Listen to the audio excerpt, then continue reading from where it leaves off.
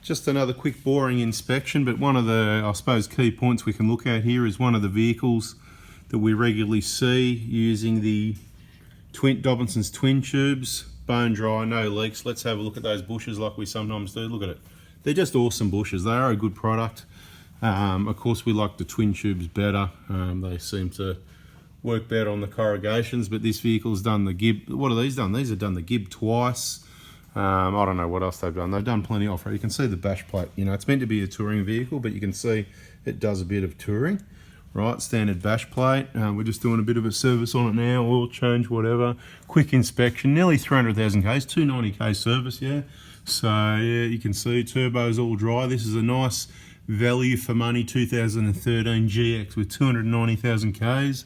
Injectors were done just over 200, probably a bit late, but, you know, better late than never.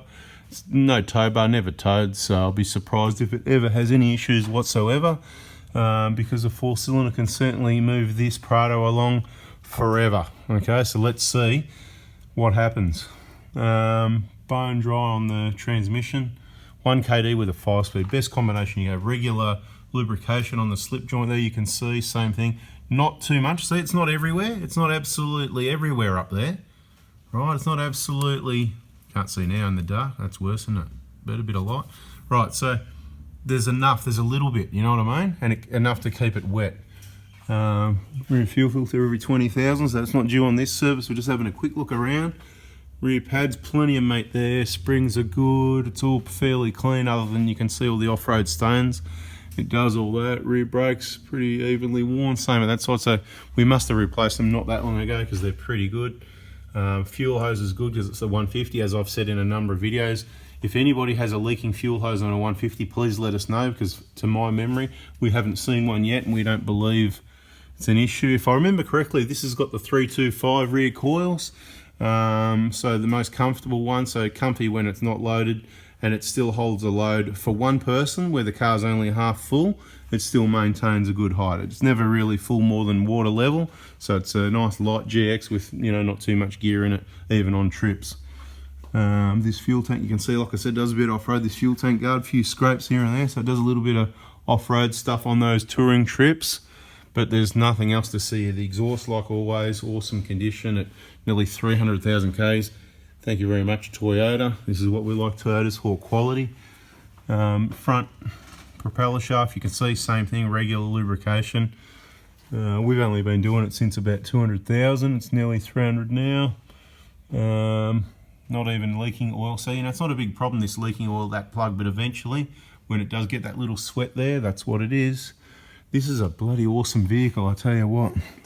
It's got that tiny, did you remember in the other video, there's a tiny little split or some sort of tiny little hole in the boot, and you can see that tiny amount of grease there, so we know about that. But at this point, it's not worth spending 500 bucks plus labor and replacing that until it gets worse. Now it's going to get worse. Let's spin it around a little bit. Right, and open it up. So it's going to get worse, and you can see some grease there. So you could spend all the labor and 150, 200 bucks on a genuine boot kit and just change the boot, but it's just not worth it. You just push it out, there's no noise, there's no wear, it's still full of grease, it's going to go for another 100,000 Ks probably, and when it gets worse or when it gets noisy, it's still got, there's still time to keep using it, and there's time to order another shaft and replace it, and you just put a brand new shaft in there, and you can do one or you can do both, each to their own. I expect to get at least about 350,000 Ks out of these shafts, and I don't see why it would be any different with this one, even with a hole in it. So this is an R&D one, you know, R&T you, research and tell you, and all the usual stuff you can see. There's nothing else to see here. It's got the budget, good suspension in it, does the job. It's got the KO2s, it's not its first set, it's on its second set since the 200,000 mark where the vehicle was acquired.